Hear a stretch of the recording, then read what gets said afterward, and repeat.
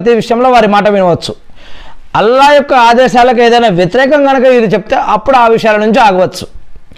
ఇక ప్రార్థన, తల్లిదండ్రులు జీవించి ఉన్నప్పుడు మరియు వారు మరణించిన తర్వాత కూడా వారి కోసం ప్రార్థన చేస్తూ ఉండాలి.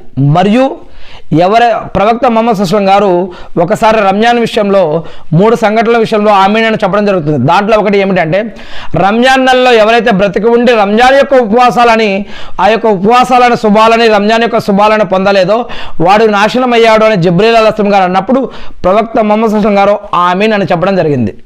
ఇక రెండవది, ఎవరి యొక్క తల్లిదండ్రులు వృద్ధాప్యంలో బ్రతికి ఉండి కూడా ఇద్దరు కానీ ఇద్దరిలో ఒకరు కానీ ఎవరైనా పొంది ఉండి కూడా వారికి సేవ చేయలేని వాడు కూడా నాశనం అయిపోయాడు అని చెప్తే, అలా జిబ్రీల్ అలైహిస్సలాం గారు చెప్తే ప్రవక్త ముహమ్మద్ సల్లం గారు ఆమీన్ అని చెప్పడం జరిగింది.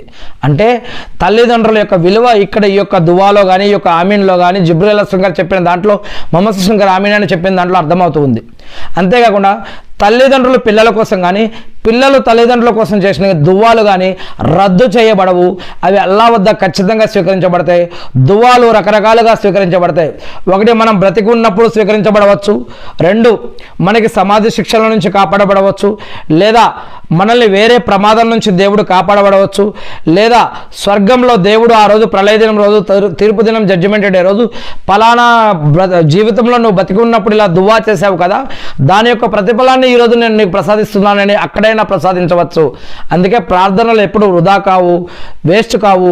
మనం అనుక్షణం ప్రార్థిస్తూనే ఉండాలి. నడుస్తూ ఉన్నప్పుడు, కూర్చున్నప్పుడు, పడుకునేటప్పుడు, లేచినప్పుడు, పని చేసేటప్పుడు, ఒక్క బాత్రూంలో ఉన్నప్పుడు కానీ భార్యాభర్తలు కలిసి రమించేటప్పుడు కాకుండా, ఈ సందర్భాల్లో కాకుండా మిగతా అన్ని సమయాల్లో కూడా మనం అనుక్షణం దేవుణ్ణి తలుచుకుంటూ ప్రార్థిస్తూ ఉండవచ్చు అని ఇస్లాం తెలియజేస్తూ ఉంది. అల్లాహు అక్బర్.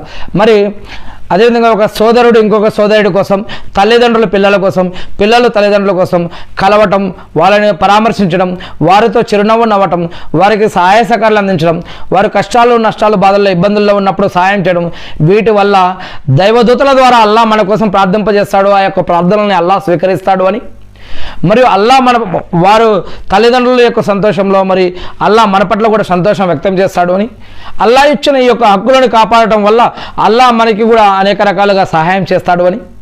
అందుకే ఇవన్నీ కూడా ఖురాన్ మరియు హదీసులో చెప్పబడ్డటువంటి విషయాలు. అందుకే తల్లిదండ్రుల కోసం పిల్లలు ప్రార్థన చేయాలి.